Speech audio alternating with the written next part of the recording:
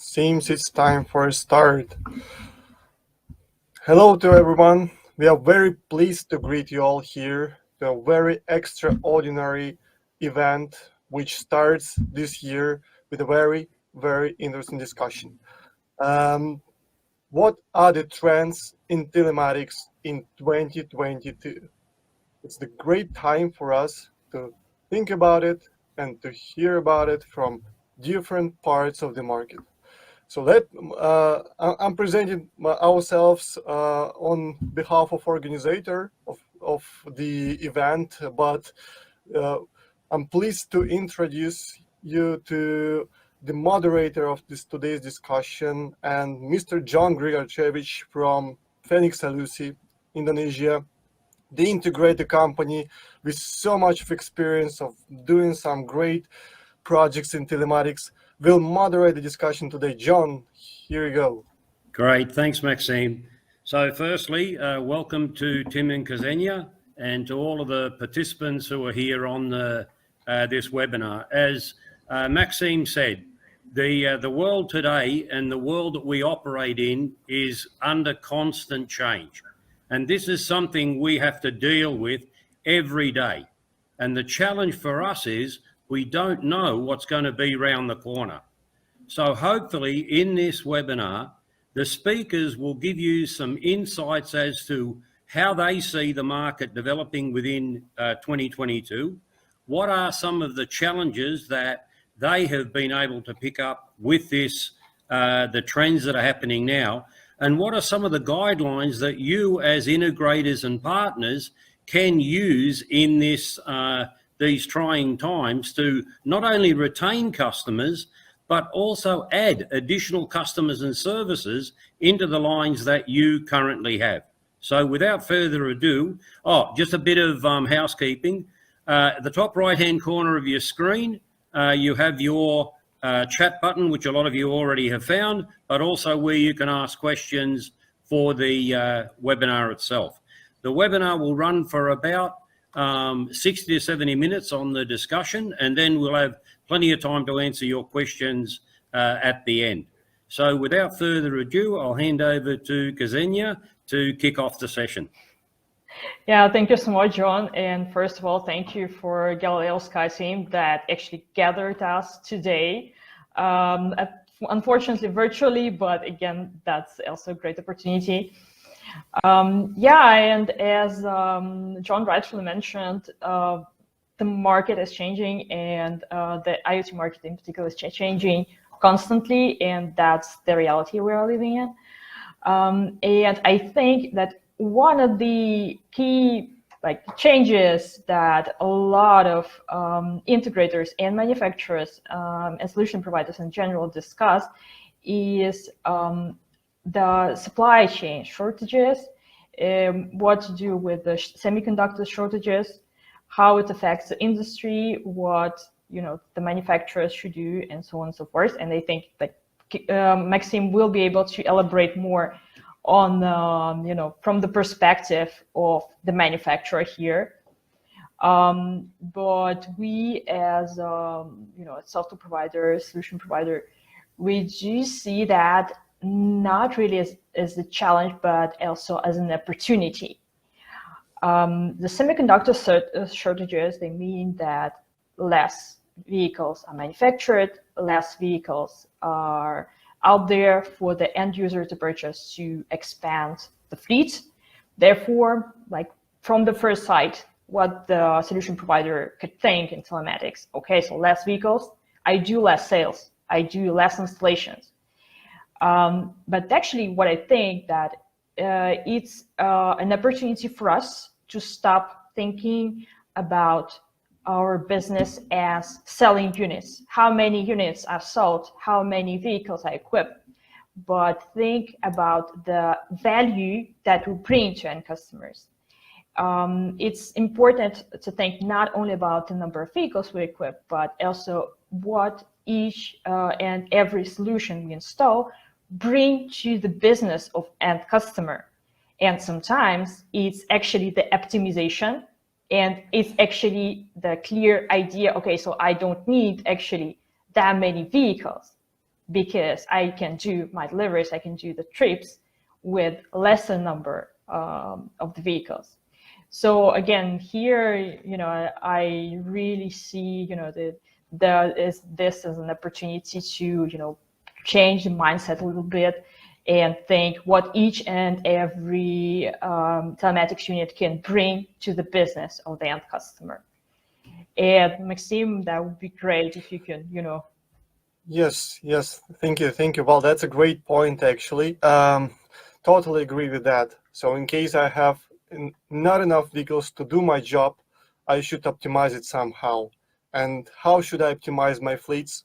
Well, I probably should use telematics. And if I'm using telematics, I should take a closer look. What should I do else to improve the efficiency of my telematics systems? That's what I think the main concern of the end user is.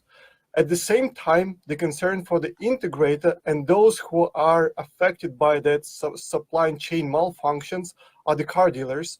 And obviously, if they are not able to sell enough cars because, well, they don't have enough resources from the vendors, from the OEMs, they should do something to survive and to make their business running. So, and from the perspective we see that those car dealers are paying close attention to the telematic systems as the weapon for the upsell. So that's something they can upsell to the end user because, well, if I cannot sell the vehicle, then I should sell something. And telematic system is perfect for that. Recently, we had a case last year, by the way, it was quite an unpredicted one with one of our partners, the integrator company in Kazakhstan. They are working now with Toyota and Lexus car dealers. And the reason why they are doing this job is because the car dealer want to sell the cars, but the customers in the country are not all of them having the good credit history. Some of them having bad credit history, frankly speaking. So they don't pay the loans.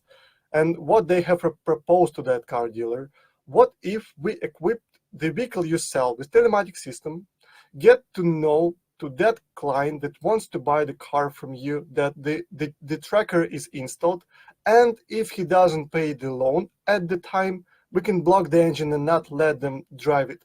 So what if we do this way? The result is great.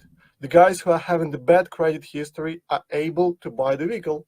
A very good result.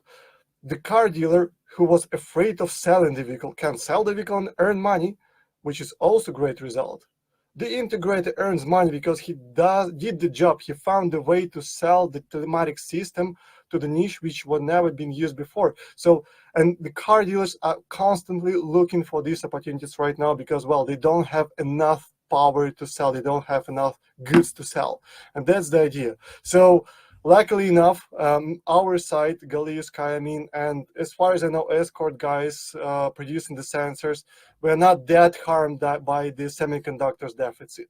But what we see around the globe is the vehicles which are not being delivered in time. And please put some mark in the chat if you tried to buy the new car during the last couple of months, and, well, tell us your story, what they told to you. So I think it's all the same anywhere in the world, but we should adopt, and the market adopts. Okay, great. I think the other takeaway from this, and to pick up on one of the points that Ksenia made, that we as integrators need to think about, is that the shortage of semiconductors is also driving technology jumps. So I was talking with a client this afternoon about they are now using two words that I'd never used in this context before: swans and ducks. And what they're saying is that the swan, stay with what's available now, because if you look at the Wi-Fi market, the Wi-Fi went from 5 to 6 and now we're going to 6E, but the manufacturers of the Wi-Fi components are struggling with getting parts. So they're going to jump to version 7. They're going to skip 6 and 6E. So us as integrators need to be looking to the manufacturers like Escort, like Galileo Sky, and keeping up to date with what is actually going to be available. Because if we do get into some of these larger clients, we have to be able to make sure that we have continuity of supply. So on that point, Tim, what do you see as a manufacturer in this area? Right. Thank you for asking. Yes, we can relate. Obviously, as the major manufacturer, we have to get into the procurement of the components quite ahead of time. So then in 2021, we planned the procurement for 2022. And obviously, we have met with certain price increase and even deficit of the components.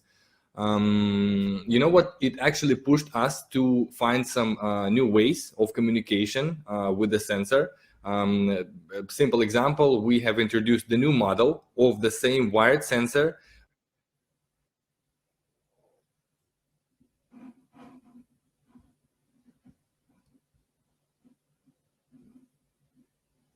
I think we've lost Tim. Yeah, unfortunately, it happened. Okay. All right, he'll get back. Hope.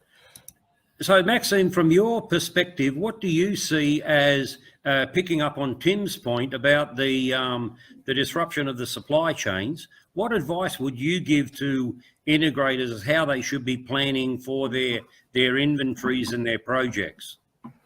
Yeah, what we always suggest to our partners is to be as close to us at this uncertain time as possible.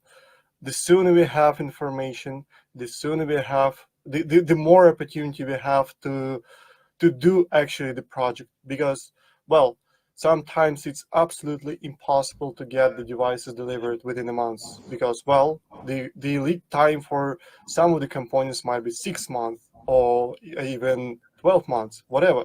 So as soon as we know about the project and about the stages of moving on the projects, the better it is, because once we have the information, we can act accordingly with our suppliers. So here the story is very simple. The first who comes for the certain amount of components gets it. So that's it. But we should be sure that we have it, and we should be in very close contact with the partners about the project they have. So that's the main point from our side. But that.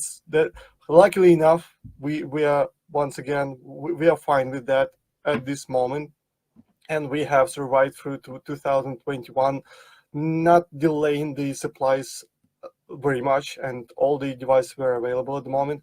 But well, it's not yet over, so we should be very cautious about each other. We should be cautious about the projects of integrators. Integrators should be cautious about what really the vendor should make for them. So that's the point.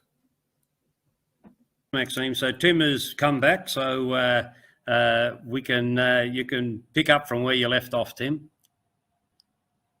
Yeah, the usual way, the internet just glitched a bit. So yeah, as I was saying, as we have to plan right ahead of time, what we're gonna get, what kind of the chips and the micro components we have to get for the equipment. So we have to plan ahead. And what happened? There was an example. We've introduced Bluetooth connectivity into the wired sensor, which caused a bit of the questions at first. But why we did this? Because actually we were met with the deficit of a specific chip, which allows wired communication to the configuration tool.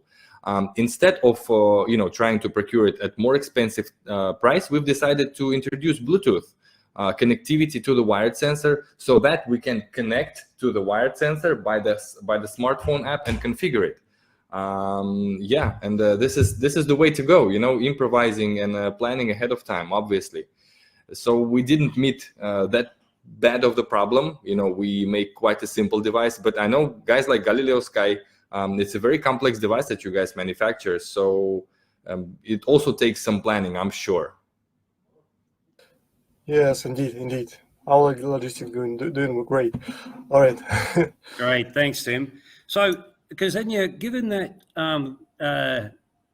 Gurtom is basically a software developer, how do you, as a developer, also keep pace with what's happening in the the changes and the advances that are happening within the sensor and the tracker market itself?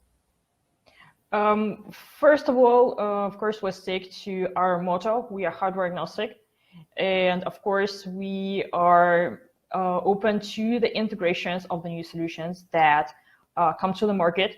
And of course, we are, in touch with partners that, okay, so I need this and that solution integrated with VLO, and I have this project. For sure, we will be ready to engage. And when it comes to solution providers, like our major, technology partners like Galileo, Sky here, like Escort, of course, we are ready to support their new solutions the moment they are, ready to share technical documentation with us. So we don't expect any, direct demands from customers. And I think that's the strategy that helps us and VLO partners also to navigate the difficult times when you have to, you have to improvise and you have to think what to do if the solution I'm used to is not available at the moment.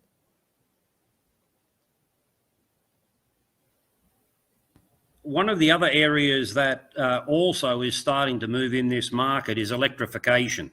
So we're now seeing the movement into electric motorbikes, electric cars, and now I've already seen the electric vehicles coming with swappable batteries.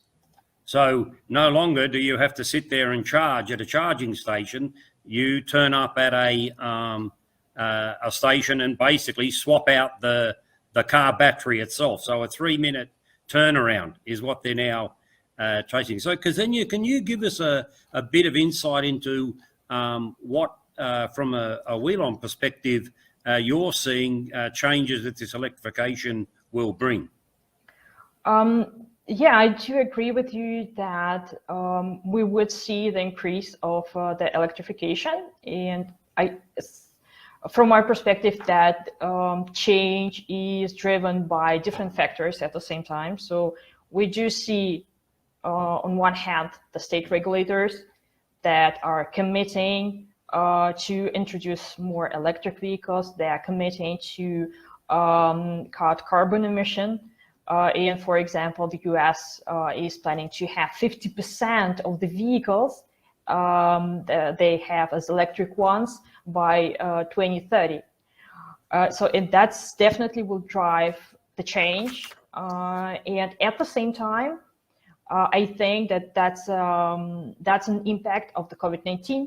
And we do see the increase of the urban mobility, electrified urban mobility. We see a lot of people that are searching for alternative ways of transportation in the cities. They want to have a safe and independent way to navigate the city, and the municipalities, they're also investing in this area. And I think that would definitely drive the change. And I think that that's also, a nice push for us and for solution providers in the industry to see what other features or other solutions I can offer, because fuel won't be there until the end of the day. So we will see more and more electric mobility, what we can offer to those customers. Okay, great, thanks. So Tim, as a supplier of sensors, how do you see the impact of electrification on the sensor business? Well, let me begin with, I most certainly hope that fuel diesel will stay here for a bit.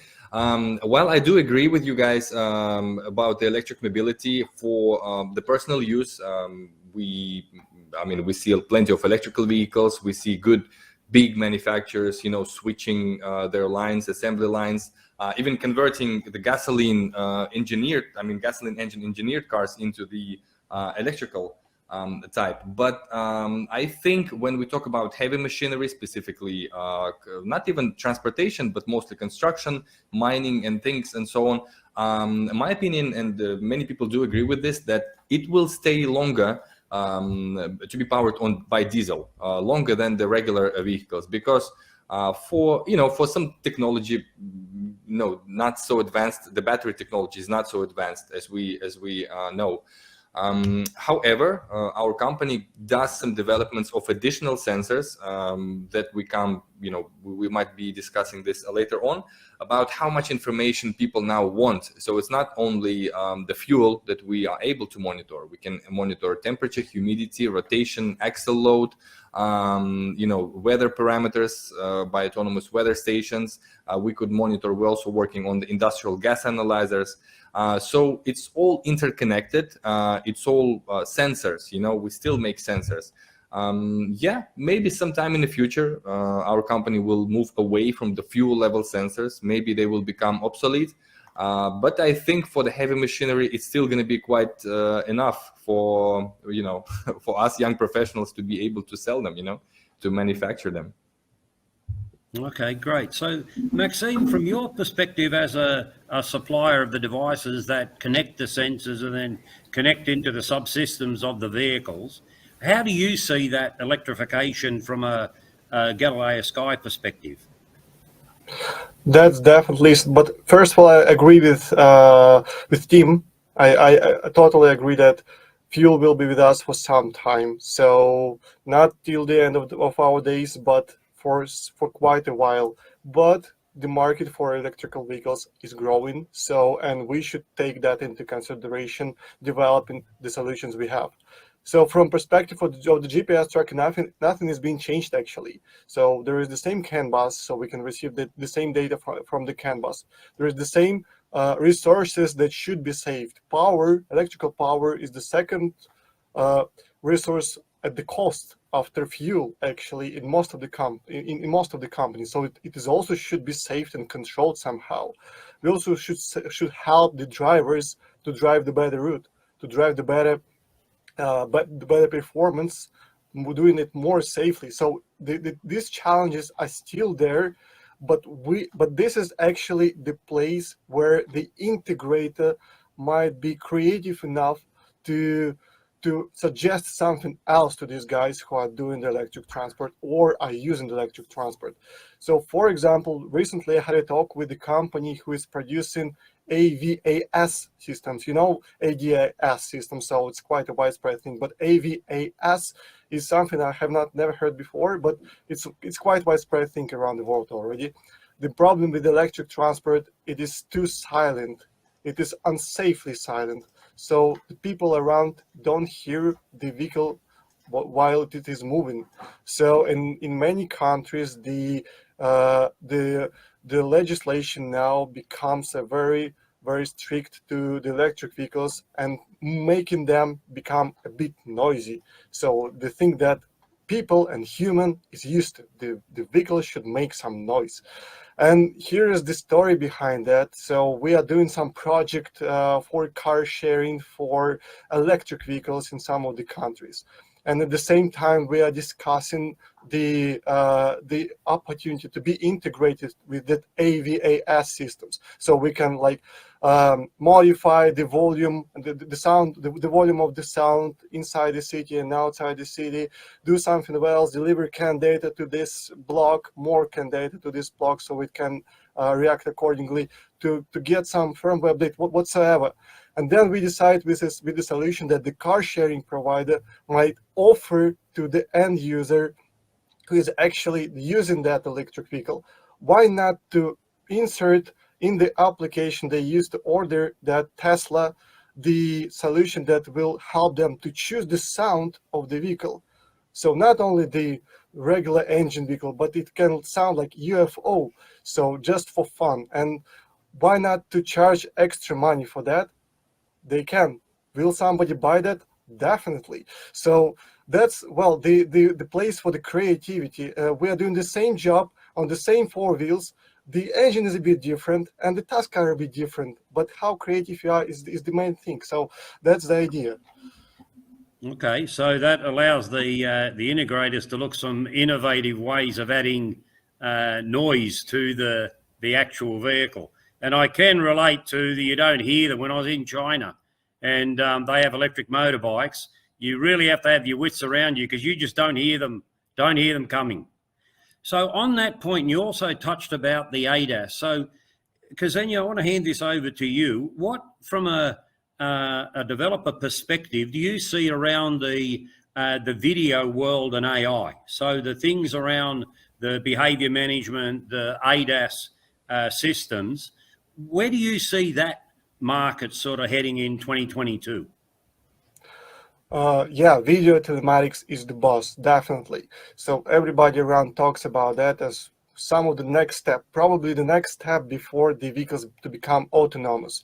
So we right now we understand and we see the market as not just sending the video flow to the server just for the sake of the video flow.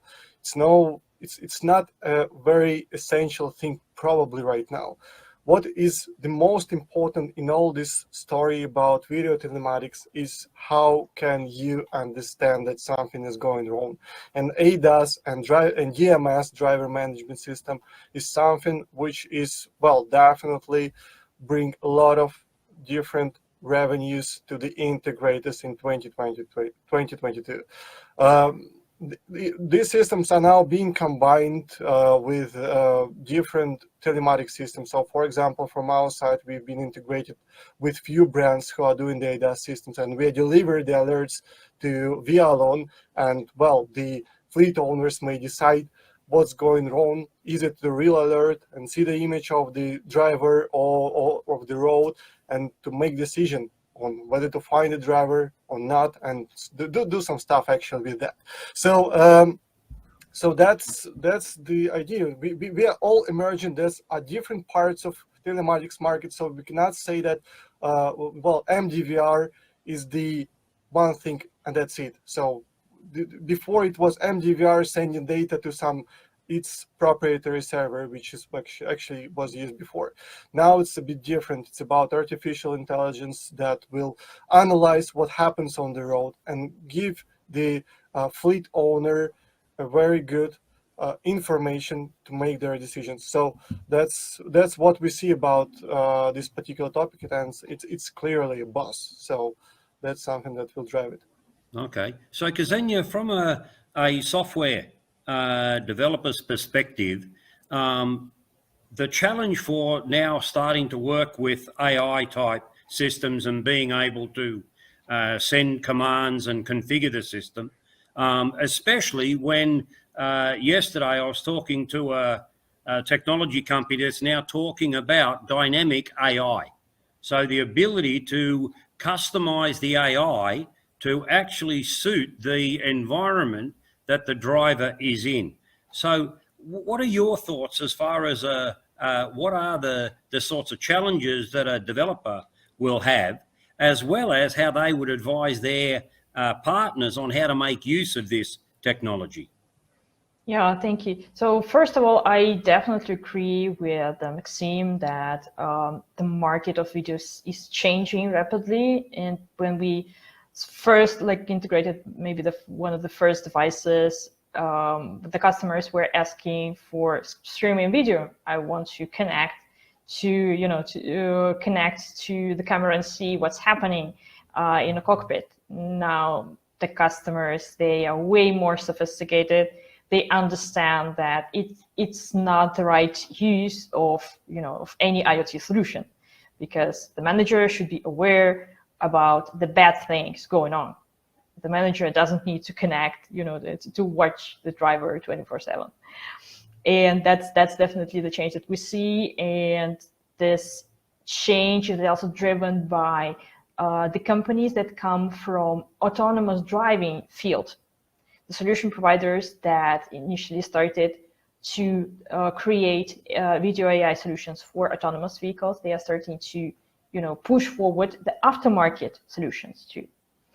And speaking about the challenges, of course, it's quite tricky for us to be hardware agnostic and at the same time have a video module, because each integration demands from us a considerable amount of time and effort. But again, that's something that we committed to do for our partners quite some time ago, and we are not planning, to step away from this promise. But definitely the challenges for the software developer in the field is to find the right video partners and to concentrate the development of efforts specifically on the solutions that will drive this change, that will bring added value to integrators, because not all AIs are equal. And that's the tricky point. Again, talking to partners, learning more about their technology, and also, talking to customers, asking what their need, and then, we have to, prioritize and engage with the high quality solution providers. And that's definitely something that we are doing right now. Okay, so as a sort of a futuristic question, do you ever see a capability where the AI can adapt itself to the type of vehicle that it's actually being put in? As an example, if I'm a driver of a light vehicle, a car, the getting a distraction alert is based on me not watching the road.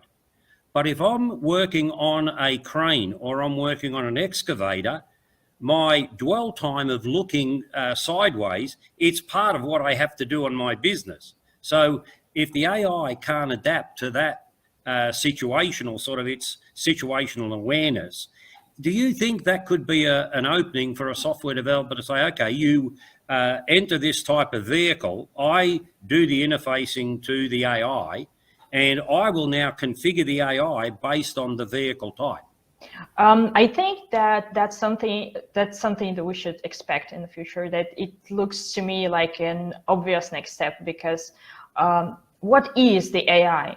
Basically, AI is learning from the data that it receives, and the moment the software developer starts to focus on the particular situations, on the particular vehicle types, and to create different patterns for the AI, the situation that you are describing would be definitely possible. But I think that's definitely a question that should be addressed to video solution providers like Seeing Machines, like StreamX, like other guys that we are working with. Okay. Well, so as far as as far as I know, it already exists. I know some of the brands which you should calibrate before actually go into the field, because they sell the equipment to any part of the world, to any country, and the road signs, the roads themselves are different. So the ADAS system should learn where am I, to understand how to actually react to each of the violation that happens. So it already exists, and that particular case with the crane or excavator or whatever is a very good point, and that's a good idea for them to enhance the system if it doesn't exist. But that's the question that we should ask them definitely. Okay. Next time we will introduce them here. So yeah. Okay, so this dynamic configurability is something that we think the manufacturers will look at. So Tim, from your perspective, where do you see the sensors fitting in to help AI either develop the events that would trigger, say, a video, or even trigger some type of a condition change, as well as becoming aware of its environment? That's a very interesting question. As a matter of fact, we thought of various scenarios. So it's not exactly an AI, but it's more of telling the sensor ahead of time what environment is going to be installed into. For instance, if you use the same sensor, angle rotation sensor for the bucket, for the excavator bucket, it has to take into the account the time delays, changes in the degree, and like freezing of the excavator arm for a long time. If you install the same sensor on the garbage collection, that's completely different scenario. So the way I see it, coming back to the example that you mentioned, if the sensor is installed on an excavator or the same sensor is installed on the crane, now I'm talking about angle and rotation sensor, it will use different scenarios. So in first case, it's going to be time delays, it's going to be several thresholds. In the second, for the dump truck, it's going to be just one threshold if it's full or empty. You know, that's what it's going to be. There was a case, one of our partners in Latin America, they used the angle sensor for the crane, for the automotive crane, to detect whether the crane arm was in a transportation position, flat, or it was in up and running position. So to avoid the situations when you could start driving the crane and your arm is all the way up, then you hit something like a bridge, or you just fall over, or like some power lines. So the sensor can send you a command. It will not actually disable, but it will can set a command, like an event. So then your buzzer can go off, depending on the integrator. So the way I see it, we can set up various scenarios. So then sensor would know, okay, I'm on the bucket of the excavator. Direct communication to the hardware device is probably not, has to be, a lot of integration has to be done, but I think it's quite possible through the software. The arm is up, don't move, and then if it moves, the driver is inside of the cabin, and it's the video telematics can see the driver inside of the cabin. That's a violation, and a dangerous one. So yeah, the way I see it in the middle, like transitioning point, is creating the scenarios, most possible scenarios, perhaps allowing people to create their own scenarios by using, I don't know, easy logic maybe. Okay, so so you also mentioned about the integrators being aware of how the sensors can be used in different ways.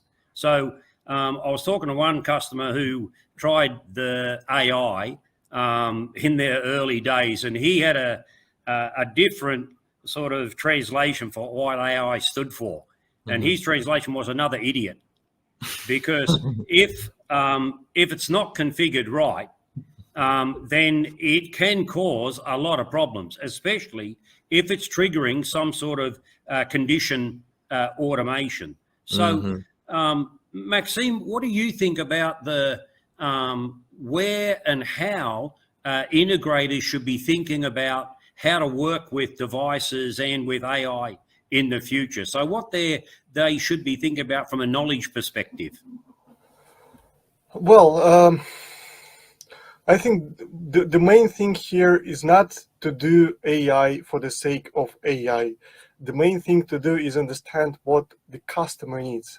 So in case if they understand, if the integrator sees the potential that some AI system or just probably some simple program might help the client in their business process, they should do that, definitely.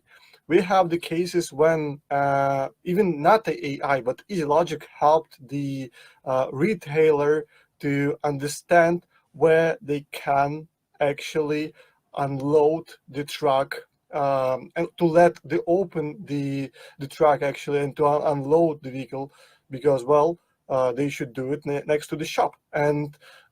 But based on GFN's time of a day when it should have arrived, one wire RFID card, the device made the decision whether to open or not the door of the cargo. So that's sometimes it's not even about AI, it's more about seeing what exactly the customer wants, not only what they need. So to see the potential, what next step they can do. Not for the sake of AI, for the sake of the customer. So that's the idea. Okay. So so AI itself, we should be able to look at that as an opportunity as implementers and integrators to come up with innovative ways of basically skinning the same cat, just doing it in a smarter way and in a way that not only adaptable for the customer, but that actually what we talk to customers about is capability to implement. It's pointless us putting a very technically savvy solution in the middle of a jungle. I mean, because there's no way we can support it. I mean, it's really going to cop a hiding. So one of the takeaways that we found with working with some of the technology is, actually make it adaptable to what you have. Sometimes it's not necessarily the most technologically advanced, like Swan. Stay with what's available now, because putting something heavy in there, it's going to cause you a world of hurt. Okay, so for the participants, remember you can ask questions that we can then look at later on after the session. If there's certain things that you want the speakers to touch on a bit more, or a topic that we haven't maybe potentially looked at. So for all of this stuff to work, we have to have connectivity.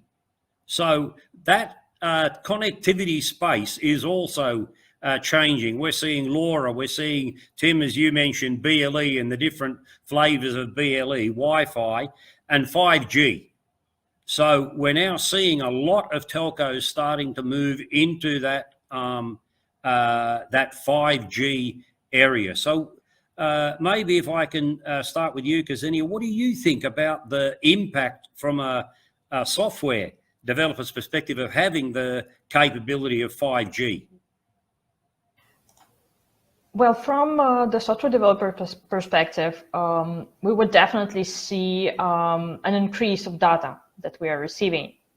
So the more widespread 5G would become, the easier it would be for the end customers to gather different types of data from different units, like different objects that they connect to this connectivity.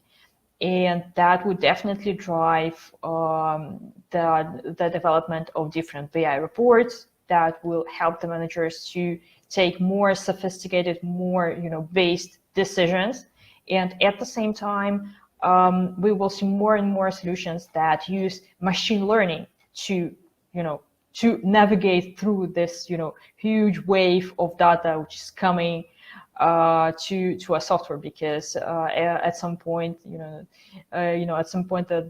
person, the manager, is not enough to channel all this information, and you need an artificial intelligence to process all this information.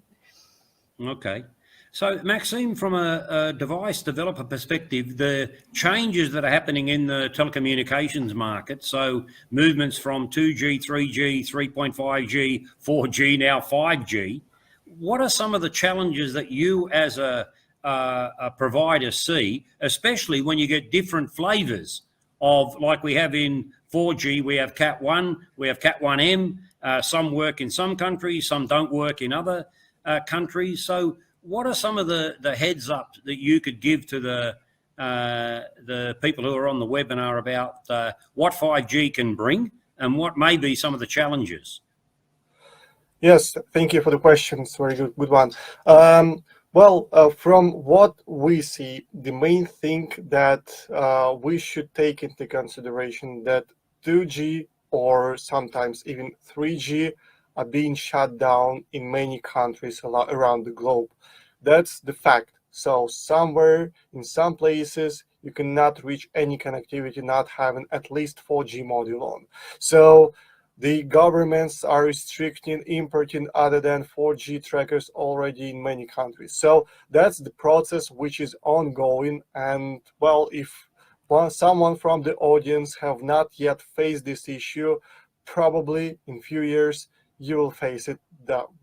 I think it is 100% that it will happen in some time. So 2G is there in most of the countries, 3G also, but from the in long term, if you consider installing the tracker with 2G, the lifespan of it might be not that long as we expect it to happen. Now, it's very good if the government decide to shut down 2G gradually. It's very good, but sometimes it doesn't happen that way. So it's good to be prepared to that. So if we can't have a long-term plan, it's better to get something which we call new generation connectivity.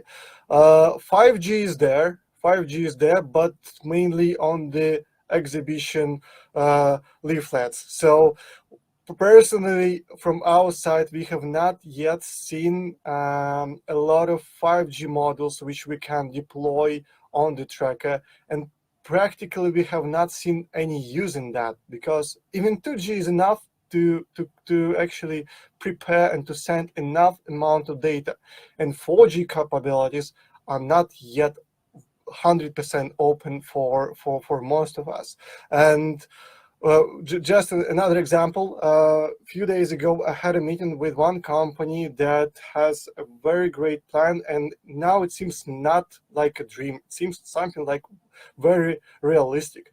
So there are some startups, or even not startups, but some companies who gained some decent investments that are now planning to run satellites to the orbit.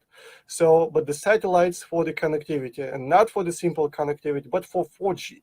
So imagine that in 2, 3, 4 years, the same device, which you practically can buy already now, with the firmware update, may be communicating with the server via the satellite at the cost of cellular communication. And that's something that seems to be quite a realistic thing, because 4G range is enough. In this particular case, we are talking about NB-IoT.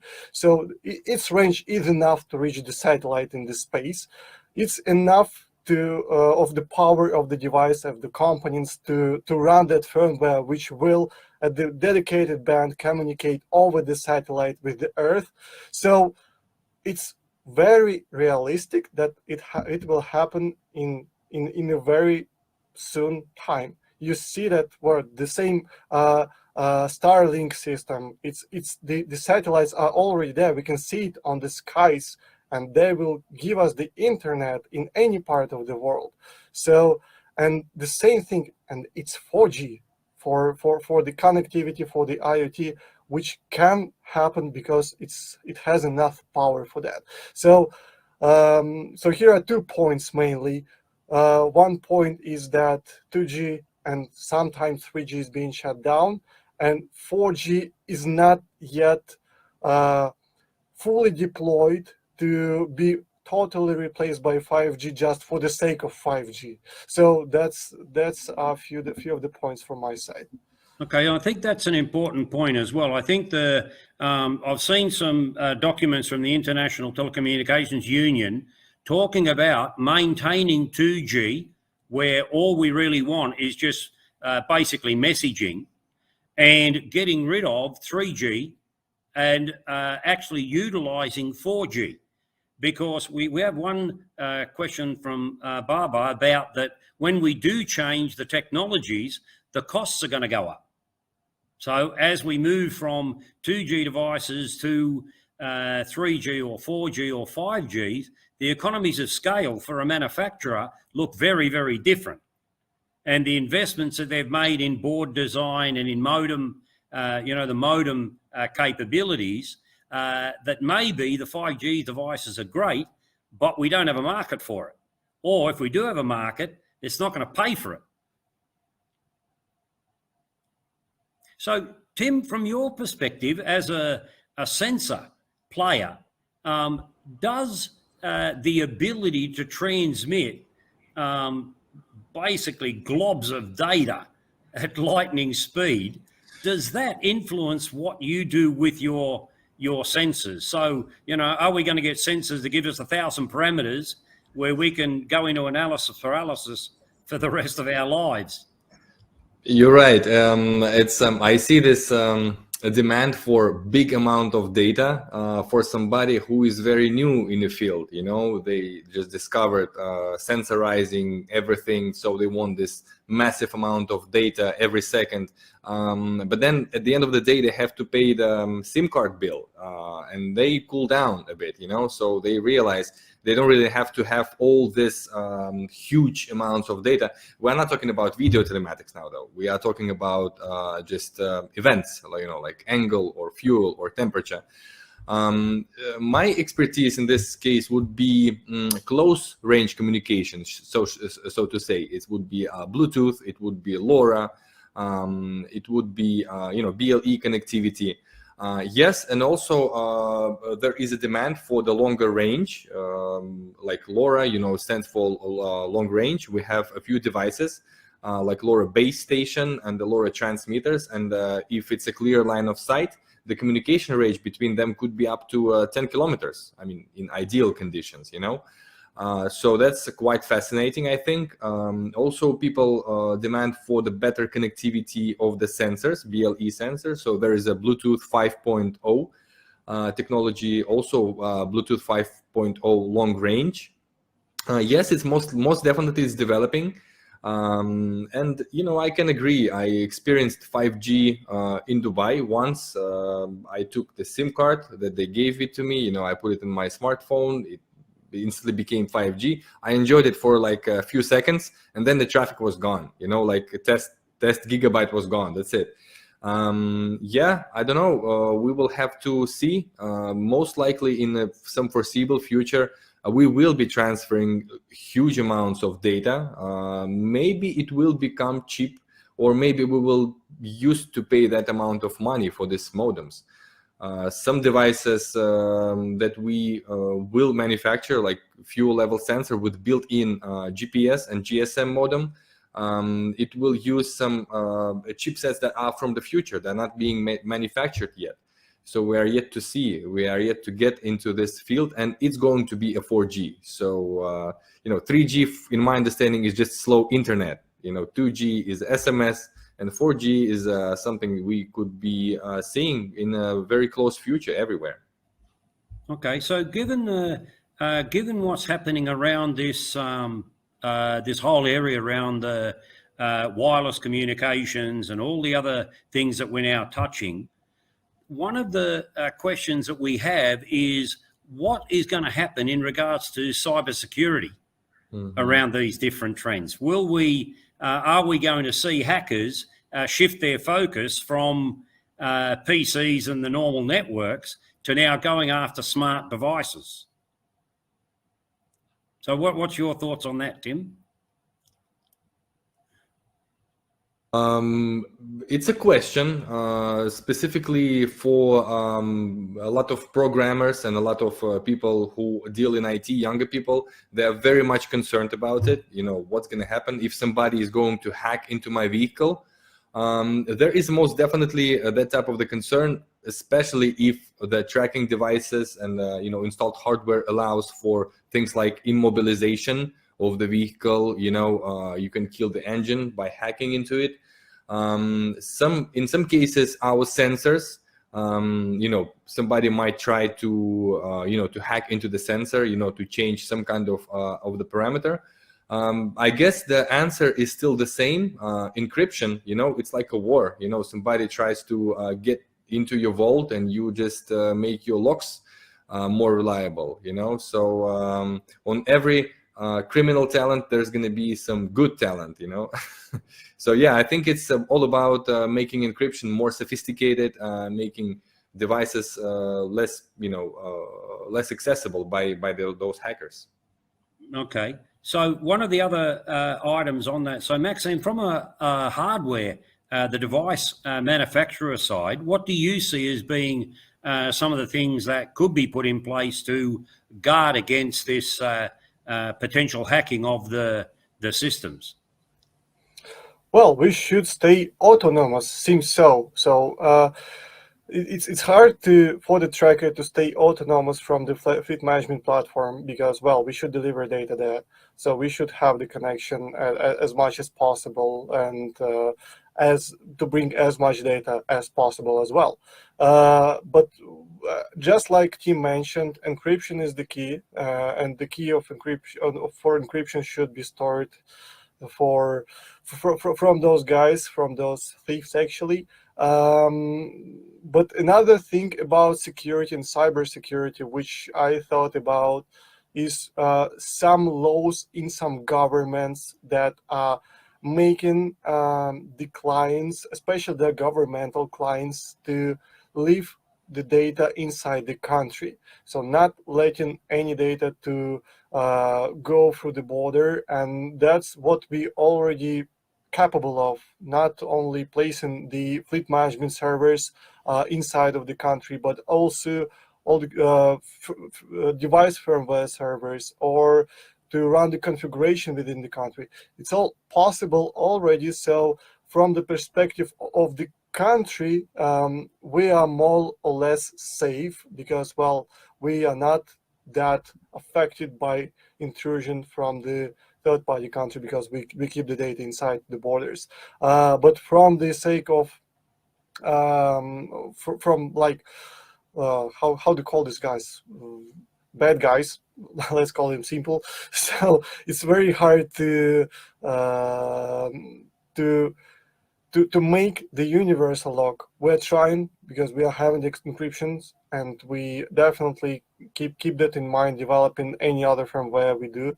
But well, there is always the risk. There is always the risk, definitely. So that's it.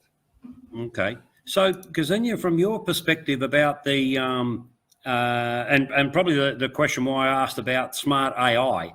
So, is AI maybe something that can look at pattern matching of particular sensors and define a profile for that sensor, and then if it gets something out of that where a hacker has been able to get in, and one of the things on a hacker, it's not always they want to change data. Some of it is denial of service.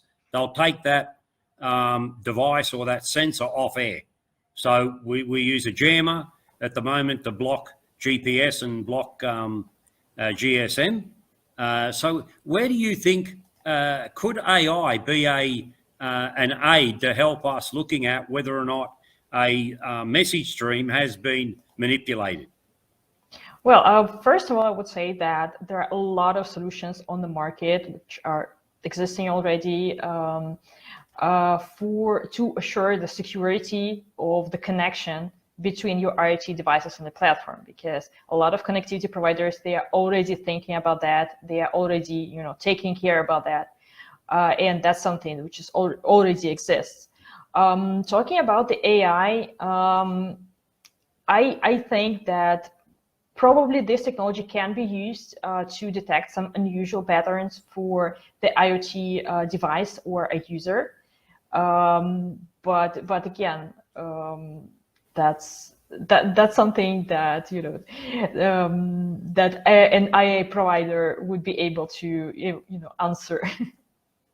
Okay, because I think I think also when we start looking about cybersecurity, the threat is not always external. The bigger threat is from internal employees. So a hacker doesn't have to hack anything.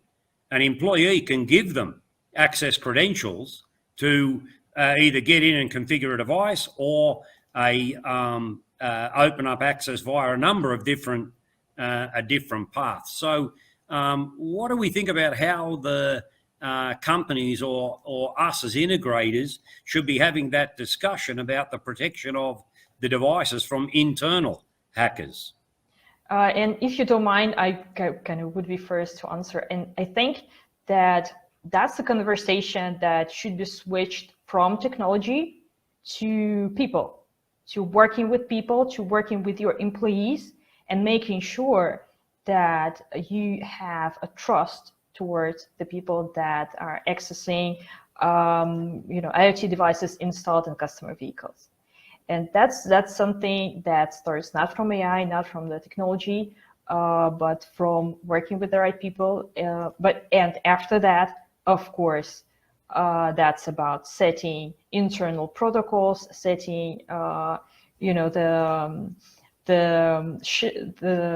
way that the password should be changed to the laptop, creating the protocols, how you operate with the data of your customers, and how you respect GDPR, for example, if you're a European-based company. But from my perspective, everything starts from people, not from a particular technology. Okay.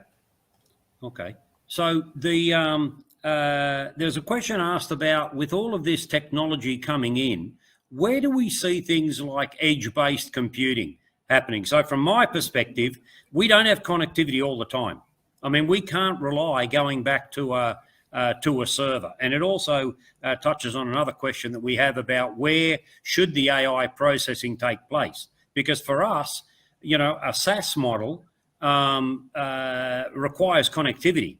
Well, if I'm in a plantation or I'm in a mine site, I don't have that luxury of having connectivity. So from our perspective, we are definitely looking at edge to make the devices become the smart part of the whole thing, and then relying on the platforms to update the devices when I do have connectivity. So basically autonomous devices that still do all the same functionality as what we're getting now, but can run literally on their own. So Maxime, from your perspective, is that something that Galileo Sky is looking at as a manufacturer? Well, that's what we made our business on, actually. So many of those who are attending this webinar probably know about EasyLogic technology, and many of those are the active users of it. And that's actually edge computing. That's what we stand on as the company. What we understand from our side, that it is not enough for us right now to be just a GPS tracker. It's not enough just to ping the location after some time on some schedule and to, well, probably send some sensors data. It's not enough for us. What we want to give our clients and what we want to give our partners is the opportunity to create as flexible systems as possible, to fine-tune their solutions to the end user's expectations. So it means that the device, the tracker, definitely should be programmable, not only configurable. And to make that happen, it's very crucial not to make a very complex system out of it. So from our side, we decided to stick with the no code. So the thing that actually the students in school right now are being taught to. So the children of 13, 14 years old, they are able to program some logic on their laptops, just drag and drop some algorithms and creating some chain of events and reactions. And well, we did the same. So the integrators might adopt this technology to their self as soon as possible. It is about connectivity, so we should perform some logic when there is no GSM. Only around 10% of the surface of the Earth are the cities. So you can imagine how many blank spots we are still having. So it is also about data traffic savings. For example, when we talk about the same Iridium communication, and we cannot have a luxury of sending each message and every data to the server via satellite right now, in 2022 at least. But we can compute some logic on the device side to send just, for example, the counter of amount of violations that happen during the last 2 hours, and send one message per 2 hours, but not sending each violation, and to save money on that. There are a lot of different applications when we can use edge computing or fog computing, and that's becoming a very essential thing. And the biggest quantity of our partners are benefiting from that, just fine-tuning the system to what the customer really needs. So that's what we have. Okay. So given that we are getting a lot of now huge leaps in the miniaturization, the power of chipsets that are coming now, from your perspective, Tim, do you see where we will end up with actually smart sensors that do a lot of the work that the devices are currently doing, and the device simply acts as a message router? Yes, sure. How do we see it happening? There is a definitely there is a, when we make some kind of equipment, it's usually as a response to a certain request from the typically from the integrators community. And while we can pack a lot of features in a sensor, we shouldn't forget that the sensor by itself, the prime goal for the sensor is to stay alive on the places like crane boom or fuel tank. While for the computer, which I can call Galileo Sky device, not exactly the GPS tracker, but a mini computer, it should be in a bit more protected place, which is the truck cabin. While in some sensors like BLE sensors, since it's autonomous, it allowed us to add a few very interesting features. And coming back to the question of the security, a black box. We had the case of the installation of those devices, BLE fuel level sensors, in the diesel gensets. And there was a power failure when GPS trackers stopped sending any data to the platform. So they came there to check. By accessing the built-in memory of the sensor, they were able to download the table of events. So what happened, and they were able to pinpoint the time exactly, and the fuel was drained, and the power loss happened. So this is one of the backup options, more or less a way for the smart sensor to develop, so right now we are on a stage where we have the sensor that can memorize things and then can report you those things, by the manual, access. We hope to get into integration, some ways to push this data to the server once the connection is reestablished. So more like download the black box. And yes, there is a certain way of the smartness in the sensors already, like filtration, like for example, canceling wrong events, the possibility of the hardware filtration or thermal compensation, for example, when sensor by itself compensates for the contraction and expansion of the fuel, for instance, in the fuel tankers. And the angle sensor, for instance, could cancel the event when the excavator operator just kind of moved the arm of the excavator, but not enough. So the sensor will not report this event because it was not an actual useful work. Temperature humidity sensors that we make also, they have built-in memories.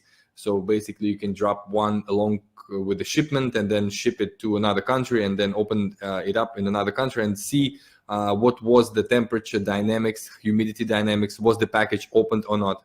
And yes, the sensor has to be protected. So we are kind of balancing on this kind of necessity for the sensor to be durable, and they have to live a very, very long life. Sometimes service life of the sensor could be 8 to 10 years. I mean, we've seen some our sensors and other manufacturers that came back on a vehicle after 10 years still functional. So yeah, that would be an answer. The sensors will never become so smart as the computing device, and never so smart as the artificial intelligence of the of the software. Okay, so going back to the same question that I put to Ksenia about the software being able to configure AI, do you ever see a position or in the future where the sensors become aware of each other?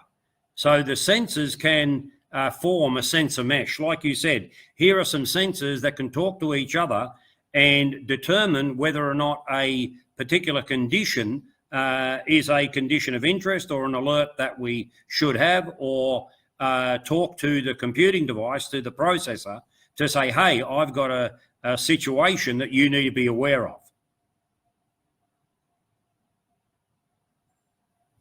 So would you, Tim, ever see sensors being that aware? My bad. Well, you see,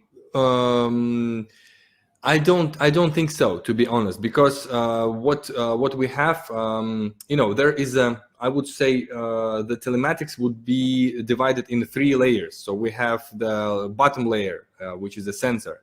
The next layer is the gateway, and the top layer is computing, artificial intelligence software. So if I take the sensor as the nail or the screw, so the main idea of the nail or the screw to be, to hold the structure together. So we do work on a certain type of the device, which is a fuel level sensor with a built-in GPS and GSM module. But let me tell you, it's quite challenging, because now we have to make this device to work on the fuel tank, and some of our partners from Africa and from equatorial places, they know it gets very hot on the fuel tank. It gets very hot on places like fuel tank of the excavator working on the mining site, or on a quarry. So then certain challenges are there, and it's the best for now to focus on the durability and the data stability that comes from the sensor. So this is where we are now, and I think it's going to be like that for quite foreseeable future. Okay, so the given that side of it around the durability, so from our experience, it's important for you to understand what the device is going to be deployed in, so that maybe an integrator has to look at the environment and maybe do some changes to allow the device or the sensors to go in. So where you may add additional coatings of conformal coating, where to protect devices, we've done this before. Wrap it in a tissue, conformal coat the whole thing in a tissue. I can drop that in a tank of water, and it's not going to get affected. Where we have vibration that could upset the device, we wrap them in bubble wrap and install them with bubble wrap on them. It's not the best looking solution, but it works. So that thinking about the simplicity of not everything is going to go back to the device or the sensor. The integrator has to think about each of the different areas where this thing is actually going to be deployed. So one of the challenges for us is the soft touch coatings that they put on devices. They last about 6 months. They go sticky. When they go sticky, we are in a very dusty environment. The dust then collects on the device. The heat dissipation from the device is now no longer good, and the device ends up frying itself. Mm-hmm. So those sorts of things, when an integrator is looking at it, needs to be sort of aware. So where, if anywhere, do you see different areas where telematics can now be used in this new connected world, outside of the traditional track and trace and sense areas? So Maxime, what's your thoughts? Well, that's a better answer, but I would say anywhere. So, well, it's already there. We sometimes face such cases that we could not ever expect it from being able to actually deploy it, and that we never expected it is a problem. So even though sometimes it happens that our partners are coming to the end user, doing their job in fleet management, looking around and seeing something which is not working good, and well, they're offering what we do well for fleet management, and finally it becomes a working solution that saves their money or optimizes their processes or automates something. So it means that, well, it's anywhere. The main question is how to find it, and probably the answer, well, another silly answer, but the answer would be ask. Just ask the clients what happens around, what pains they have, and think about what you can do for them. That's the main approach I can suggest in this particular case. From what we had some very unusual but very simple things. For example, you know that those billboards that are changing the advertisement from time to time, a very simple solution. We can track what was the time of showing each and every advertisement. So, and based on that report, we can actually bill the end user by a specific amount of money, saying him, all right, your potential clients saw your advertisement for so much time. Simple as that. Just one input giving us the voltage from this system. That's it, nothing else. And well, it's anywhere in the world we can think of anything around that happens. Just give us the information what happens with machinery or some aggregate or whatever, and we can send it to monitoring platform and to give you the report. And well, simple as that. Okay, so from your perspective, Ksenia, what do you see? I mean, where are some out-of-the-box solutions that we could look at a telematics platform to do? So I also would like to agree with Maxime, because everywhere we can use IoT devices and the instruments for monitoring different parameters, sending notifications, running reports. These are like the universal tools, like a screwdriver that you can use for any kind of project you're working in. Talking about unusual cases, we had a project with a customer that wanted to monitor what's happening with the computers and laptops that the employees take out of the office when they start to work remotely. And strangely, that's where he used, the telematics tool and simple tracking devices to track laptops and to know whether the employees are actually staying within the country, staying within the city that they need to stay, and what's happening during the working hours. And these are like the examples, like one of the projects that Maxime mentioned, for example. That these are just the examples that we are, as vendors, we are gathering, and we are trying to show our customers, show our added value distributors what can be done with our solutions. Because if the telematics provider doesn't have any ideas, it's enough to see what other telematics providers are doing in the same country or even somewhere abroad. And that's basically one of the reasons why we launched IoT Project of the Year competition. That's of course we wanted to to reward the ingenuity of the integrators, but again we wanted to push our customers to look into different niches of telematics and maybe to start switching from their traditional niches and see what other areas they can work in and where they can be successful when they feel that the market becomes too saturated. Okay, so how much of this finding the opportunities comes from the integrators sort of looking at other areas? I mean, as an example, we did some testing on what can we do to break Wayalon.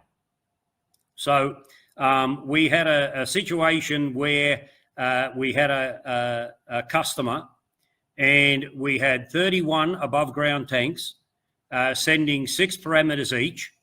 And our challenge was, can we visualize this in Wayalon using one unit, which we actually could do. So by thinking about what are we actually trying to do, rather than thinking about it as a telematics problem, we then started to look at, first of all, we're dealing with sensors that are large above ground tank sensors. So how do we get the data? How do we get the data? From their application. We created our own parser, passed that information across into Wayalon, came up with our numbering schema, and we could import in one message 244 parameters. Our problem was they looked pretty ugly in the visualization. So the application not designed to do that. But what it did prove to us is that when we were looking at the messages and starting to think about looking at what was coming in the message, rather than saying, okay, how much can I jam into this message? this now has opened up a whole new scope of thought for us on taking external data coming from completely different systems and visualizing it in the telematics platform. Now, it may not be ideal, but they've already got the telematics platform. It's a no-brainer from our perspective. So how much of that do the speakers think that integrators have to sort of be prepared to take some risk and burn some time in looking at what's possible in their particular environments? Because I'm sure their competitors are doing it. So Tim, what's your thoughts? Let me tell you quickly one story. There was we shouldn't forget about why we want to put the sensor and the tracking device and see this on the platform. In most cases, we want to find a hole where the money is leaking. So we want to optimize. We want to find out where we are losing. Maybe somebody steals fuel. Maybe somebody doesn't observe the safety. Or uses the vehicle for wrong purposes. And there was one case which is, I found, very original use of our equipment. We have active tag, and the reader. And there was a case from Bulgaria. They actually had fishing vessels, 200 fishing vessels, 10, 12 meter long, and they would belong to pro-government kind of a company. So they would go out in the sea for fishing purposes, and coming back they would sell a large amount of this fish to the private entities, let's say. So the boats would become, small boats would become swarming to this fishing vessel, and then on the shore they would bring the smaller amount. So there was a hole, the money was leaking there, the fish. And they've decided to utilize the reader and the tag in the following way. They attached the tag to the net, to the fishing net, and the reader was attached to the ship, mast of the ship. And when actually Galileo Sky trackers were there too, because I've seen the setup. They were there installed as well. And when the connection between the tag and the reader was lost, that was a signal that the fishing operation has started. And then when they pulled the net up, the connection was reestablished.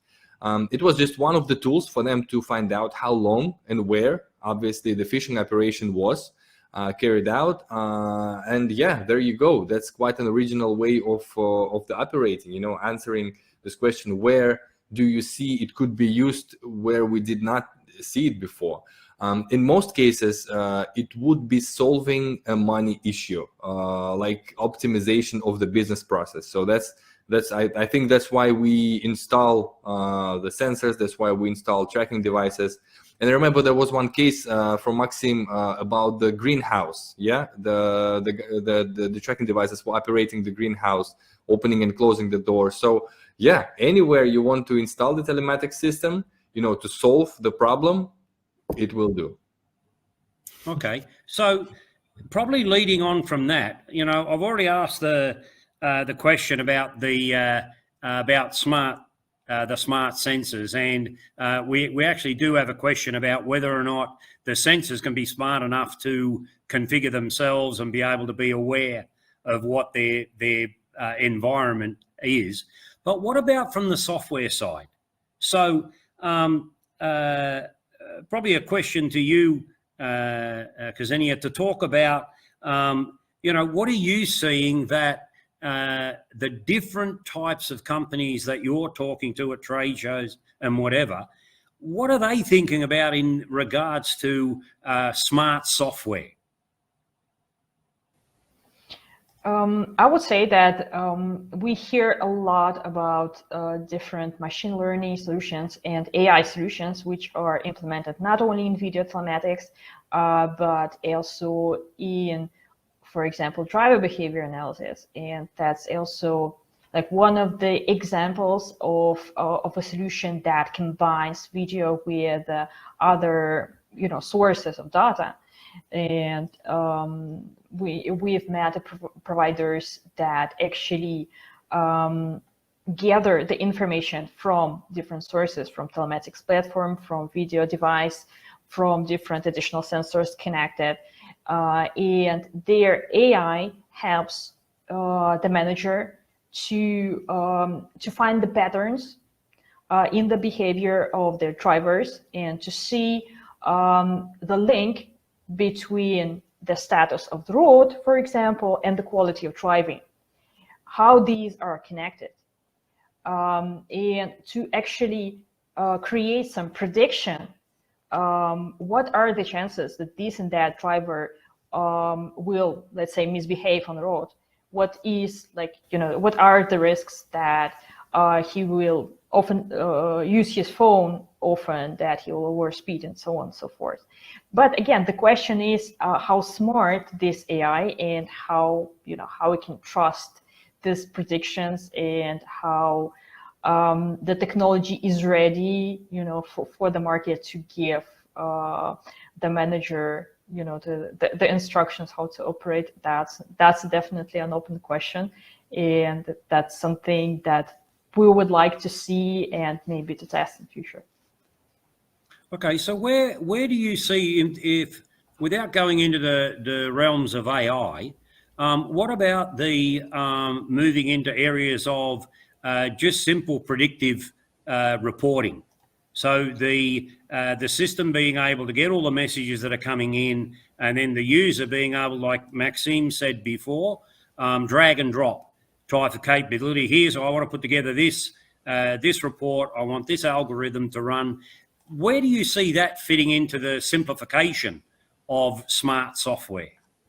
That definitely, it's kind of a paradox in itself, because it's a very complex solution, but at the same time, it really makes the life of the end user easier, and it minimizes, the number of settings you need to do, the number of different things you need to create and set up in the system, it definitely simplifies user experience. And it definitely, I would say, eases the job of the solution provider on how to show the benefit of telematics. But at the same time, if the system sets itself, if the hardware is already integrated, if everything works smoothly, AI does its job on the background. The question is, what would be the added value of a telematics provider? And that's also let's say the right time to think how telematics providers bring added value to the end users, and also to think maybe to see ourselves not as as we are selling this and that technology, but we are bringing added value to end customers. We are analyzing the requests of the end customers. We are searching deeply for the needs, and then we are kind of suggesting the tailor-made solution. We are not setting up the solution itself, but our job is in the expertise, is this initial analysis, and in this help in choosing the right provider, the right supplier. And that's something that would probably also impact in future the job of the telematics service provider, of the integrator, as I envision it. Okay, so probably one of the leading questions from that, and probably direct this to Maxime, if we make the software smarter, and we make the devices self-configuring, and make the sensors self-configuring, what role does an integrator have anymore? Because now the integrator provides a box and it sets itself up. The long ongoing revenue stream from that, and we're seeing this everywhere. Everything we see come out now is smarter, does it all itself, it'll self-configure. So it then becomes a massive price war on basically just getting the box into the hands of the user. But maybe that's a self-defeating purpose. What do you think? Well, yes, plug and play, out of the box, whatever you call it, it's everywhere, and many of those who we hear are meaning integrators and fleet management providers, are expecting something like that from us. And that's a very essential expectation, because the simpler system is, the easier it is for them to deploy, and it easier for them to scale it to the larger scale. So that's a very essential thing. But here's a controversial part of that. So from one side, yes, it is expected to be done simpler than ever, but at the same time, customer demands are being increasing all the time. So they are not already satisfied from what they were satisfied 2 or 3 years ago. They want something new because their competitors are having something new or are thinking of having something new. So they want to get some extra dollars saved or some extra minutes saved, whatever, but to be on the top of that wave. So that's kind of controversial thing we should somehow fight off, and there are a few ways out of it, probably. So from what we do and what the other vendors here are doing is providing as much of flexibility to the integrators as possible. Gurtam is doing a great smart software which is configurable and customizable for any particular task. Escort has a bunch of sensors. They can deliver any part of vehicle, or not, sometimes not even a vehicle, delivered and digitalized. We, from our side, we are creating the most flexible solution on the market in terms of GPS tracking, which is not the GPS tracking device, it's programmable logic controller. So, and all of this combined are given enough flexible tools for the integrator to deploy the customized solution to that customer who wants to be on top of the wave, because, well, it's hard to be there and they should do something all the time. And my point is that I see one way in this particular story when the integrator creates these out-of-the-box solutions themselves from the tools they have. So we are here, screwdriver, brick, and the hammer. And how they build the house is the stake of the integrator. And what house would that be? So, but we are the most flexible parts of this house, and our imagination is free to do whatever they want. But to make it efficiently enough, now we see that the integrators are seeing the potential of doing some job for one specific client and creating some very niche solution and trying to scale it between different companies and sometimes even the integrators. So that's what we see as the way out of this controversial thing. When, I want to have a simplest tool in the world to be able to scale as fast as possible, and my customer expects something special for them. So one of the ways is when the integrator creates the out-of-the-box solutions out of the tools they have and present it widely to the market, not only for the one client. So that's probably one of the ways out of that. So, yep. Okay, so there's probably two comments that I'd like to make. We have sort of a double-edged sword.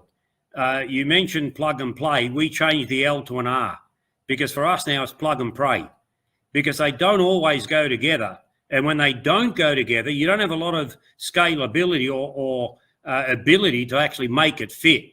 So and also simplicity comes at very complex thinking, and that's why it is simple. So and as you said, if the customer wants something slightly different, well, hang on, you get plug and play the way that we tell you you're going to get plug and play.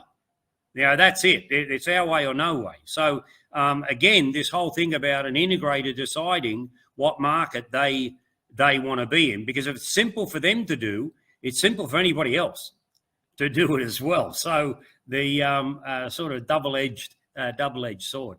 So are there any things we want to the speakers want to raise in closing, so we can go through and look at the questions? So we've only got 25 minutes to go. and we want to try and keep it on time as much as possible. So in closing, sort of, Ksenia, what comments would you like to make? Well, first of all, I think that it makes sense for our integrators and our telematic solution providers to continue to watch all the trends, to continue staying in the loop of the solutions that their providers, their partners are releasing, and to think outside their traditional, niches like fleet management, like cold chain transportation, and to see what other possibilities the market is opening for them.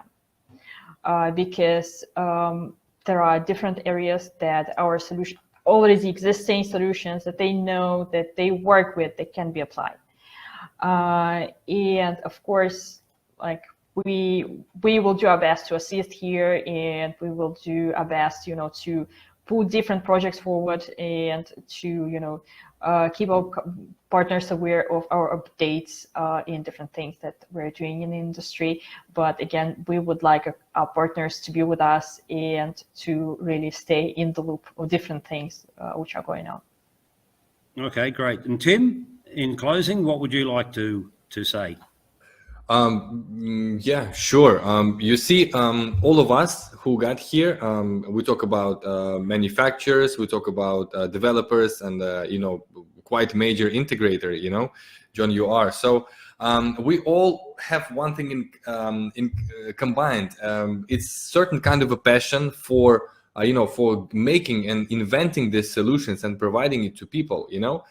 So what can I say? There are plenty of ways for the integrators who want to become more advanced or provide better solutions. There are so many ways to educate yourself. I know Galileo Sky has a course for the Easy Logic. Not only we also recently implemented and introduced the educational course which you can pass. You can get certified. I know Gurtam has huge community where you can exchange opinions, you can talk to people, go to forum and find these answers. You wouldn't know these answers would even exist, to your, and that would be a solution. So what can I say? We should, test the devices, choose your provider carefully, and educate yourself. And a very important thing: read the manual before you drill the tank. That's one. that's one from me. That's all. Okay, so Maxime, in closing, what would you like to say? Well, it's hard to add something to the last part of Tim, because the read the manual is always the good thing that can happen to the integrator. But probably to add on top of that is that there are two ways of how can you win over the competition. So the first way is to sell cheaper, and second way is to sell different. So it concerns, it's about anything actually, not only about the product, but about your approach to the clients and about your approach to the business processes of those who you are working for. So that's probably it. So probably it's a good thought to think about what exactly the position of the company, of my company on the market. How do I want to perform, and how do I want to get to the top of the place where I'm in? So to be cheaper or to make something else. That's it. Okay, so like I was always told by my mentor many years ago, you can have something cheap, fast, and it works. You can only pick 2 out of 3. Go your hardest. So the buyer beware. Okay, so we've got a couple of questions that we want to look at. I think there's one here probably for you, Tim, about the brand of the RFID reader and the tags that we used in the fishing industry. So that was from Escort. Yeah, right. Yes, this you can find it on our website. The system is called EscortNet. So it consists of the reader and the tag. There are some multiple uses. One thing I should warn you though about that particular case, the tags are not for marine use, you know. So integrator, they did some additional insulation of the sensor. So they did some modifications. And given their background, like, you know, working as a big integrator in Bulgaria, so they were able to do that to protect it from the marine environment. Obviously, we have to talk. We have to understand where equipment should be used into. If it's a non-standard case like this one, which is fascinating, but hey, it's risky. You know, you don't know if it's going to withstand the marine water because it's a very aggressive medium.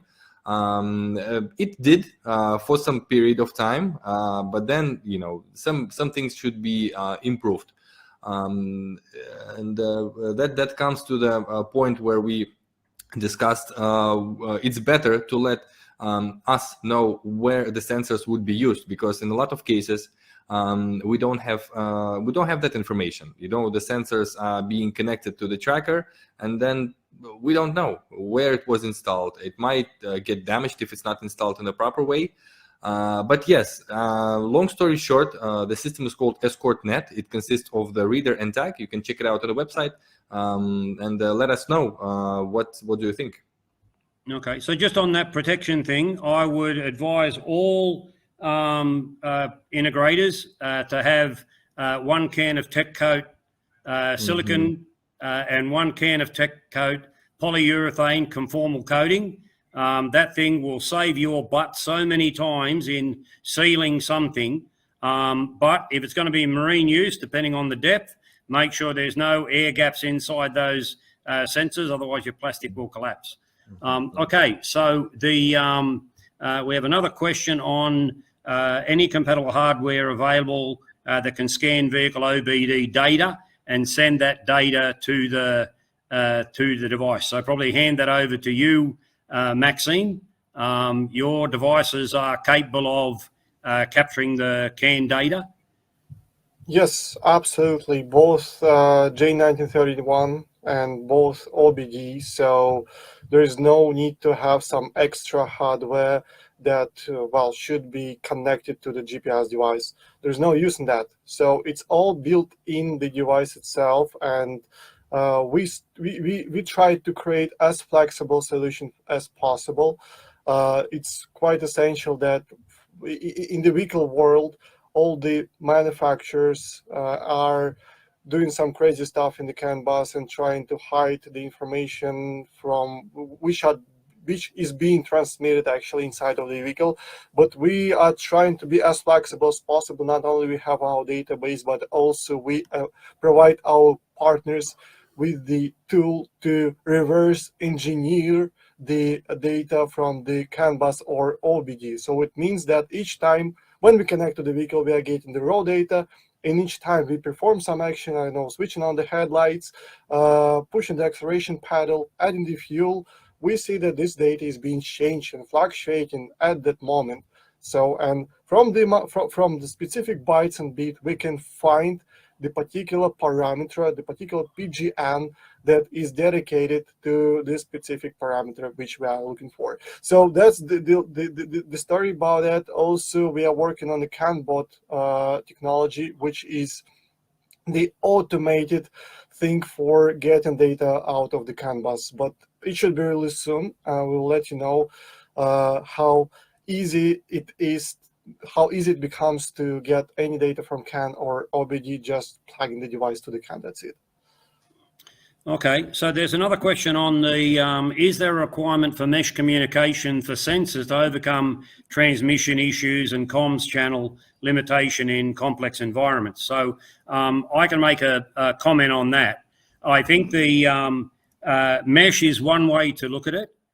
The other way is to actually understand the environment that you're deploying in. So look at other technologies such as Wi-Fi, such as the BLE, LoRa, similar to what we're doing now in a deployment in a plantation where we have zero connectivity. I mean, these trucks disappear and are off air for 5 days. So now we're discussing with the customer what is the logical way for us to set up a communications network that may act as a basically a postman type of a solution, where we have one device going around as a collector and the picking up data, which your devices can do, Maxine. But if the integrator wants to look at doing this themselves, there's plenty of ESP32 devices, Arduinos that you could configure to try and do something similar. Mesh, yep, you can look at mesh, but it has its own complexities, because if you've got mesh, you're going to have to put a logic onto the device itself, or you're going to have a mesh controller. So if you want the mesh to be self-healing, then that is not such a simple thing to put in. There are providers who can do it if your customer has got deep pockets and long arms. So deep pockets and short arms don't work in this environment. So yeah, there are ways and means of doing it. So anybody else have a comment on the mesh side? Yeah, well, thank you for the comment, John, and for your story about our base block or 7X hub technology, and Wi-Fi technology, which acts like a postman. But here, if we talk about complex environment, meaning physical environment, definitely we should consider, but mostly during the installation. So for example, from our side, at some point we understood that to make, well, 7X hub is kind of a mesh network, so we can, the devices are being exchanging information, and we deliver it to the monitoring platform in the end. So, and we understood that it's very important to assure the best connectivity possible between these two parts of the system, because if some parts is lacking, it is not working. So that's why it's very essential to read the manual, to put the antennas as good as possible, sometimes even to use some other antennas based on the type of installation you have, because, well, all these radio things, they are different in different types of antennas, and that should be taken into consideration. But overall, from our case, it works well. It works well. For if we are talking about standard mesh networks, the worst environment, physical environment, is the underground mine, and still, me and team, we hold webinar sometimes ago about how we deliver the fuel data over Wi-Fi from this particular place, where even the wires are not doing a great job, because, well, of all those of all those harsh conditions that they are around. So it always should be considered when we're talking about physical environment, but there are, in most of the cases, there is the way to deliver the data. Okay, so I think also when you start talking about some of the more complex environments, yeah, are we talking about complexity because of the environment, or we're talking complexity because of the solution?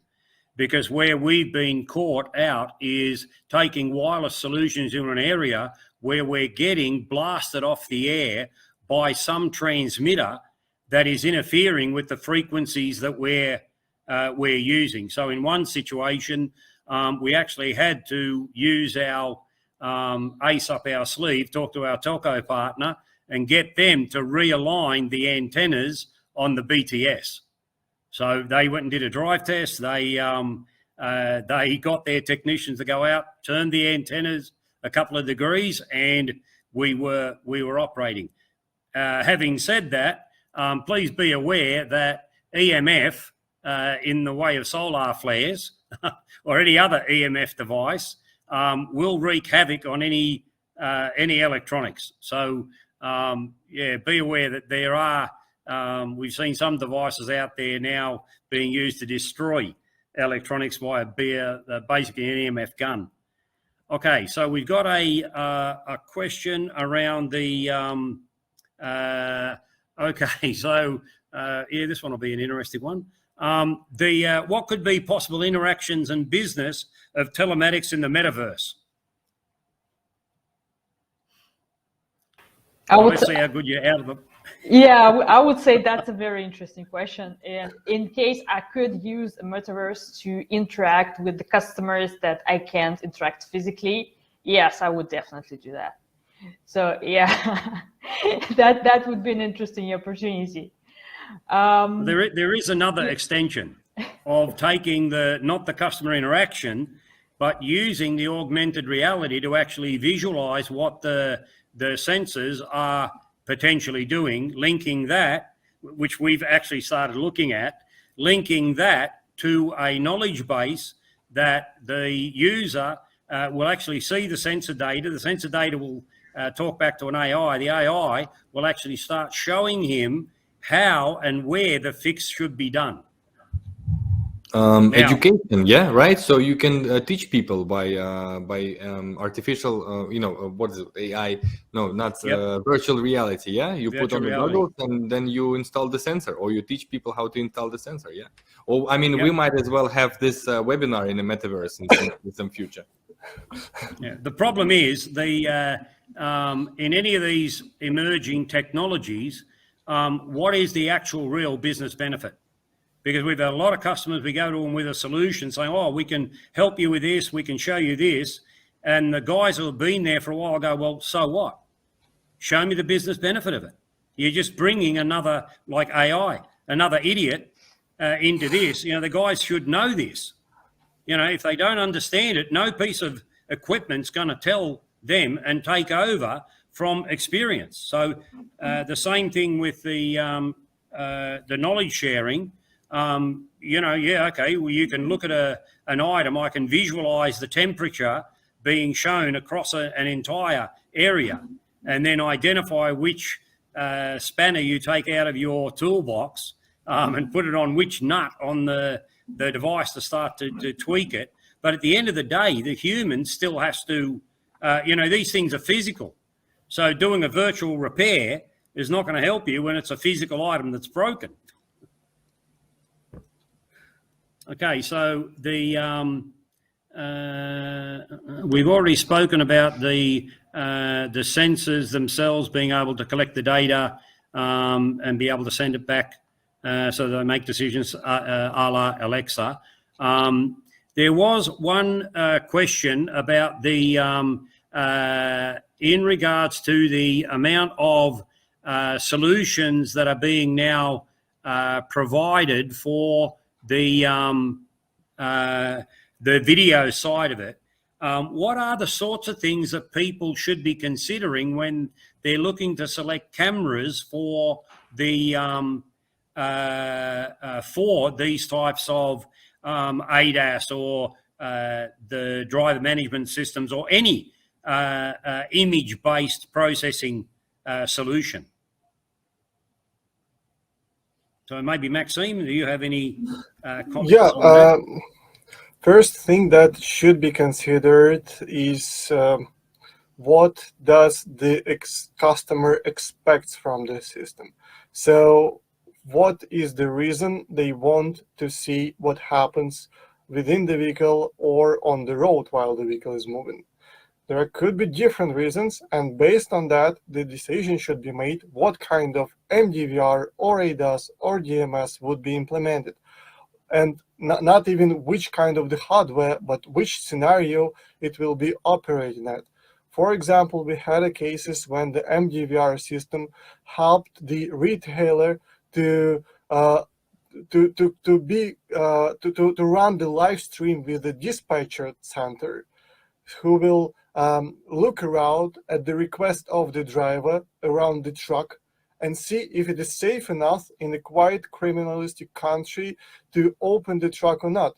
So, and if it is safe, the driver cannot even do that. Even if it is safe, they check it visually, so no burglars around. And if it is safe, they trigger the lock, the electronic lock, and open the door, and well, now you can unload.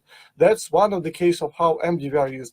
From the hardware perspective, MDVR are all the same as far as I know. So they just bringing you the video stream, and most of the cases they are quite of the same reliability. So it's most about prices probably and how good you are interacting with your supplier. But it's different when it comes to ADAS and DMS because, well, it depends on what is the technology behind that, and is it AI or just the program? How good is the system for your specific country, for your roads, for your road signs, for your traffic lights, and how it's the matter of test. So from our side, the best experience and the best device and the best supplier is chosen by testing. So sometimes it's hard to make a short-term decision right and correct with these tests, but at least you will find out something that will give you more information on how to decide which supplier to use. So that's the way, I guess. Okay, so a couple of things that I'll add to that from being somebody who buys all these sorts of cameras. Number one, picking up on your point, Maxime, understanding the environment, make sure you know how to select the focal length of the cameras, because the focal length is going to have a huge impact on what your image actually looks like. Number two, understand where that camera is going to go and what the driver can do to basically take that camera off air. So anybody can pick up a camera that's blocked, i.e. I put something over it and it doesn't work. But not many systems can pick up whether or not they put a smear of Vaseline on there. So the camera itself is working, just I can't see anything, it's blurry. So effectively it doesn't do anything. The clever drivers work out if the camera has got infrared, and if it's got infrared, they put a very thin piece of plastic in front of the camera, and that camera will just go white. It will not show anything because the infrared is now reflecting back inside the camera. But it really is, you will get what you pay for. The second consideration is it's pointless getting high definition cameras if you've got crappy communication in the area. Getting 1080p images and 1080p video and sending this over a dribble of an internet connection, it is not going to work. I mean, if you want to go and look at the comparisons between a 640 380 type of image, which tells me whether somebody is doing something, and then 1080p where I can look at the hairs on the driver's nose, but it takes me an hour to get that image to download, if I can get it to download. So really is horses for courses. So if you have got good networks and you've got unlimited data plans, do whatever you want. And if your client's prepared to pay for it. But all of this is a balance when you start looking at video. Second, who the hell's going to review it? You know, we've got, as an example, we've got 70 tera of storage in our video server. Right? We get, we're amassing gigabytes of data every day in 15-second event videos, and nobody is going back and looking at them. Certainly not looking at an hour's worth of video. So again, horses for courses. So select your solution to actually work in your environment. But be careful on the cameras. You know, we found if you buy cheap, you will get cheap. I mean, it'll work for a while. Then all of a sudden you'll start to get pink shading, or you'll start to get the camera having dramas on what is happening. So lots of providers out there, but buyer beware and test the crap out of them if you're going to put it in a remote area, because the last thing you want, here's a $25 camera, $1,000 for your guy to go there and fix it. So be warned. Okay, so I think we've covered all of the questions.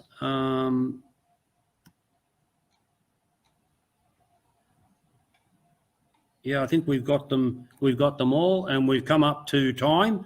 So I'd just like to thank each of the speakers. So Maxime, Tim, Ksenia, for sharing with the participants what is going to happen, what they should be thinking about, and really, as I was told many years ago, if it's going to be, it's up to me.